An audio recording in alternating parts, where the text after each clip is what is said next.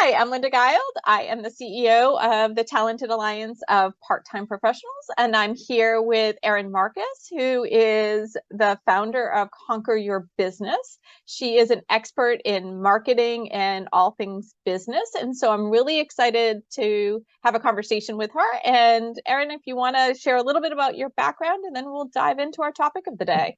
Sure, awesome. So I am my fancy background was corporate. My last very fancy title before I left that world was Senior Vice President of Business Development for the largest long-term care insurance wholesaler in the country. So I have that corporate fancy background and the education to go with that. And I gave that up to, as my mother said, work in people's basements. You don't want to have that conversation with your mother, trust me. But I left corporate and my first business was a franchise.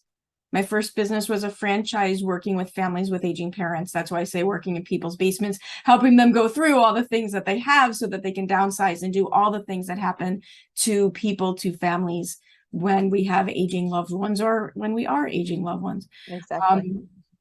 The theme that was consistent in both of those endeavors was fast business growth, business strategy, marketing. And because I had my business background, I got my franchise to the top 10 out of 200 in like 18 months. Wow. And the franchisor then hired me to speak at their events, to train their new franchisees.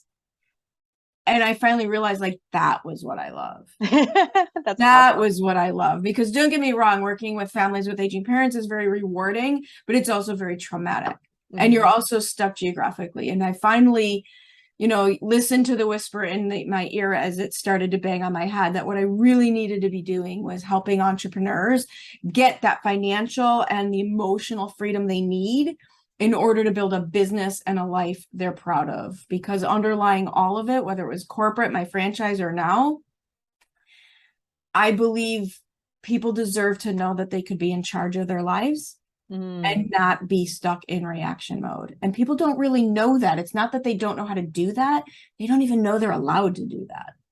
Very good point, which is a great segue actually into our topic today. Awesome. Erin and I had a conversation a while back where we talked about part-time versus contractors, and building on what Erin just said, when you want to be in charge of your life, sometimes that involves hiring a team of some sort. And people have different philosophies and different ways to do it. And Erin brought up a really great point, and that I want her to expand on, is sometimes it really makes sense to hire a contractor versus hiring part-time. So I thought we should dive in a little bit to that, because I think when hiring a team, number one, can be scary. And two, where do I start? What's the difference between a contractor and an employee? And when should I hire one over the other? And I think learning more about from the contractor side would be great. Yeah, absolutely. So especially in the first, corporate aside, we kind of all know how that works. There's this crazy interview system. Right? Many of us have been through that process. But that aside, so for a small business owner, there's a few things that I had to consider in my previous business that were unrelated to my desire. Mm-hmm. So for example, I had team members working in other people's homes. Yeah. That meant I either had to have the insurance to cover them, or they had to carry their own. Mm-hmm. And there's a whole lot of times that people think that's not a lot of risk. It's not that big a deal. Okay, fine, you can have your opinion. But I am telling you, when we are packing everything you own and working with an aging parent, not having insurance was not an option. I think not having insurance at any point is really not an option. But that's a whole different issue. That's a whole different conversation. I tend to agree with you. But you know what I mean? That risk was not worth it. It wouldn't have been appropriate of me. I would not have been in integrity to bring someone into a third person's home without the legal coverage to keep everybody safe. Right. And so one of the things to consider when you're looking, and that doesn't matter part-time or full-time, that's just employee versus contractor. Yep. One of the things to consider is, what are the risks? What are the obligations? Where are you in or out of integrity to a third party? If you were to choose between a employee or a contractor. Yep. I mean, so that one to me is an integrity issue. The other thing sometimes is the tax code. Yep. Like it, most of the time, it ain't up to us. If you, it ain't up to us. There's like some real, we like to think it is, but it's not. Like there's some very clear cut rules. Yes. I don't know most of them, but the one that I do know, the one that the lawyer gave to me and said, use this as your litmus test. If they work for you, doing what you told them to do, when you told them to do it, with the things you own, the tools that you own, I don't care that you don't want to pay taxes. That's an employee. Yes. Yes. And they have to, especially if they can be a consultant, if, to your point, they're servicing multiple people. Yes. They have their own equipment and Yes. they have some autonomy over their schedule. Yes. And that multiple one is a big one. Is a big deal. Or that they, right. I'm in that situation right now. I have somebody who I have used as a contractor. Now that we've gotten to know each other, now that we know where the next stages in both our lives, she will be moving to being a team member. And because that's going to mean letting go of her other clients, she has to be an employee team member. And there's another psychological piece to this. And I'm trying to think who I heard phrase it this way, because it was not my original phrasing, though I had different words. At some point in your business, are you viewing this person who's helping you as your team member, or are they viewing you as their client? Ooh. Right. And there's my phrasing when I had that conversation was, I want to build my own empire. So mine was a little more, delusions of grandeur. But the way they said that back to me is, yeah, are they your team member or are you their client? Because two major different starting points, thinking points. I think that's amazing. And I think when you look at that and say, if they're my team member, they're helping me to build in a different way, right? Yeah. I actually had a conversation yesterday with a friend of both of ours, actually. And one of the statements I said to her, what's going to cause the least amount of long-term chaos for you? Right. Because if you're their client, and anyone can leave. Do not get me wrong. It's not a safety. I do not think that you hire a team member and they're yours for life. Right. That's not how that works. Mean. But when someone's your client, it can be that their schedule can be dictated by another client. Right. So where are you on the pecking order? And I'll use an example that anyone that's in a northern climate can appreciate. And that is snow removal. Snow removal. I knew you as soon as you said northern climate. I'm like, it's the plow guy. Where are you in the pecking order? Yeah. For the guy with the shovel. and we moved into our house. We have a very, very long hilly driveway. And the first year, snow would stop at 8 a.m. and I could get out of my driveway at 4. And it just was what it was. To pay them more money, or where you are on the route, or where you were. Yeah, we were probably their newest client, right? We had just started with them, and that for me didn't work, right? And I think it can be the same with a business. Is that when you've hired a consultant, it's their business. There's less flexibility sometimes. And there's when a you different commitment, there's a different psychological commitment. It just is. And I think there are times a very good time to hire a consultant is to look at what the repetition of a project may be. So you could bring a team member on and say, hey, you're going to start with building my website. Or you can decide I'm going to hire a website designer as a one-shot deal, or maybe have a little bit of recurring with them making tweaks as you go. And can say that's a concrete project. They can do it on their own time. They have their own tools. And the other thing I would offer up on that is not just is it a one-time project versus an ongoing need in the business, but how close is it to what the business does for a living? And Ooh, how close is it to making money?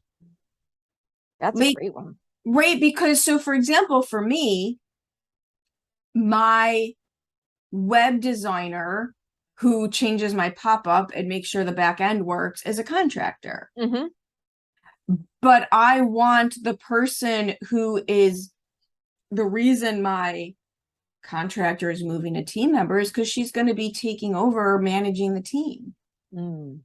And yeah, she has an online business manager business, but I need her now more than, it was one thing when they were just creating some processes for me, automations for me, but now she's becoming more involved in my team. Mm-hmm. That's closer to the core of my business. Yes. That's closer to my ability to deliver my product or service. Mm-hmm. For me, the next person who is walking the tightrope between are they a contractor or they're really self-employed, Yeah. because there is a third category there. There's self-employed people who only take on one or two clients. Mm-hmm. So I moved from an agency where I was clearly their client and had no control and there was a lot of good things about it, but I had no control. I had no influence. I had no idea what the heck was going on. I would see my deliverables. Mm-hmm. And now I've moved to someone she's self-employed. She's not my team member yet. She's self-employed, but she's not looking to build an agency. Right. She's just working with 2 or 3 people. And that to me is a really great way for me to taste test and for her to taste test. Mm-hmm. Do we want to make this more? And you can use that time period to figure out what's the amount of work too. I think that's the other thing with hiring part-time that I think is so important. If you're going to hire directly, no one wants to be told, I don't know how many hours or how much I can pay you this month. They want to have some sort of guarantee of what they're going to get paid. I used to think that too, and then I found that wasn't true. Really? Shocked me. I will be the first one to say in a million years, never thought that would have been a thing. But my last business, I had 15 team members, only one of which had guaranteed hours. Okay. Coming out of corporate, I thought there was no way there were going to be people out there who wanted occasional hours that were at different times each week. And I had no problem hiring. So do I think it'll be easier to hire if you had that consistency? Yes. Should it stop you from trying to hire? No. Because building a team, it's kind of like you don't grow your business so you could pay for coaching. You get the coaching so you can grow your business. It's the same thing with team. Yep. You don't grow a business so you have enough money to hire a team. You hire a team in order to grow the business and make more money. Yep. And the flexibility in that part-time role in the beginning, I have found over and over and over again where the job grows organically with the people who step up into it. And I had my assistant in my first business was a perfect example. I hired her at 5 hours a week. We didn't know what she was going to do. We had like calendar and clean up the emails, and it was 5 hours a week. And by the third week, it was 10 hours a week. And within 6 months, it was full time. And if she called in sick, I didn't work either. But we never would have got there. We never would have grown big enough, fast enough to give her a full-time job if we didn't start with the smaller version of it.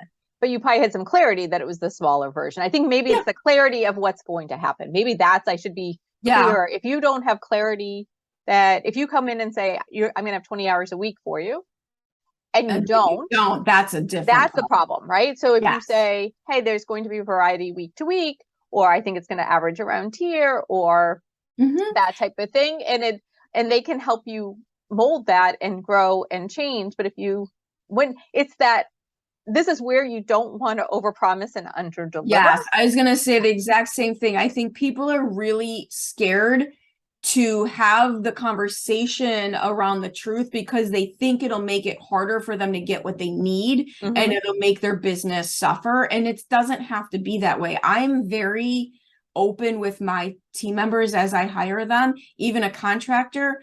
If you are, I have a very fast growing entrepreneurial business. That means, by definition, we are building the plane as we're learning to fly it, right?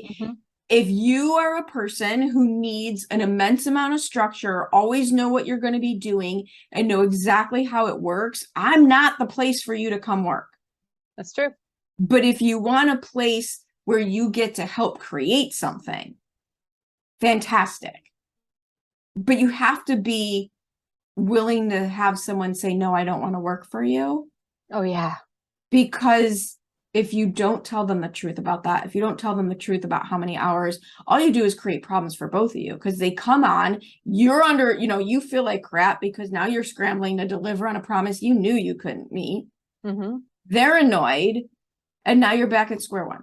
And you're out of integrity. I mean, I love the word integrity. And I think around hiring and creating that trust is so important. And if you, to your point, if you're not, flexible around staffing and employment is all, is a buzzword these days. And if you're not, if what you really want, and I'm going to use our company as an example, we have some flexibility, but we also run in-person meetings. I can't say, sure, work whenever you want. Oops. Every 2 weeks we have a luncheon that someone needs to be at. Right. I know that up front. I can't have everyone that doesn't work in the state of Massachusetts, or at least New England, for that very reason. We're not going to serve this client at all. We will not make it. Well, and I think that goes back to clarity, right? What do I need from them? When do I need it? How do I have the conversation if someone says, hey, I want to take such and such a day off, and you're looking at your schedule? How do you set those expectations really well, whatever they may be? And I think people worry about being it's interesting because I think it ends up in the extrees. There's the group of people who treat their team as, I'm giving you a paycheck, you have to do everything I say and don't complain about it. And then there's the other, the way other end of the spectrum, where they're just, like you're saying, people are too loose with their expectations, too loose out of fear or wanting to be nice or wanting people to like them. And neither of those situations work. Right. You need to be clear. I think of kids now, not that I have any, but but I think structure helps, right? And structure is an expectation. It's not do necessarily. It's, hey, I'm expecting that you're going to be available on Wednesdays to be at this meeting, or I expect that we're going to have a weekly meeting, or I'm expecting that this project is done when you agree that you can get this project done. That's a structure. That's a structure, and it doesn't have to be. It's not confrontational. Yeah. It doesn't have to be suffocating. I know for me, there's several people on my team that know that they have to make the meetings we have scheduled, but the rest of their work, as long as it's done by delivery date, it doesn't matter when they do it. Exactly. Yeah. And you just want to know if there's a problem too, right? I mean, that's part of or if something's changed. Right. Yeah. And that to me is a structure. What's expected of you, when it's due, if it's movable or not. Well, and truthfully, I said this to somebody years ago, especially for the people who are stepping into leadership, who don't have a ton of experience in it and are worried about offending somebody, worried about hurting someone's feelings. They want to be, I get it. Those are real characteristics. The clarity is the kindness. Yeah. Because what happens is if you're not clear on setting expectations, they don't know what to do. Mm-hmm. That creates stress for them. Odds are they don't meet your expectations because they never knew what they were. So that creates stress for you. And here you were going into this wanting to be the nice guy, and you end up firing somebody in frustration, basically because they couldn't read your mind. Yes. And I've watched that happen over and over and over again. Now, actually hearing what is being said to you is a completely different, right? The selective hearing when you're setting expectations is a different thing. So sometimes things have to be iterated. And I'll tell you, like, one of the things is for me is knowing quickly when something isn't going to work, Mm-hmm. or knowing when I shouldn't give up on someone too soon. Yeah. Like, you can tell the difference between, oh my God, this was not a good decision. This isn't going to work. So let's just end this quickly. And yet I've also had amazing, amazing team members who just needed a little more help in the beginning. And I'm glad I didn't give up on them right away. Right. I think sometimes it's also doing that self-reflection, right? So, is it my style with the person? So sometimes I've had situations where my style, I've been called very direct. Maybe that's why we get along. But there may be someone else on my team that approaches it slightly softer, and they hear it differently or can explain something in a different way that helps the person to be very successful. And knowing that in a great team, I don't want everyone like me. Oh gosh, no. Right. Nothing would get we would, oh gosh, no. Right. So we need people that balance us Complement and complement us. And so understanding where, hey, this may be a process, and here's some of the ways to mitigate it or work with, and I look in the mirror a lot and will say, hey, I don't think I'm explaining this well to this person. I don't think she's hearing this from me. Can you have a conversation? And it's not I'm throwing the other person under the bus. It's I'm saying I'm not doing the job properly. Right. And this person's confident, capable, but I'm not giving her the tools to be capable. How do we help give her the tools, or him the tools? What's interesting is one of the things I talk a lot about in my business to my clients and to people who are considering becoming my client is I watch entrepreneurs, service professionals, small business owners put time, money, and energy into the thing that they do, whether they're a photographer, a caterer, a plumber, a lawyer, a bookkeeper, an accountant, on and on and on.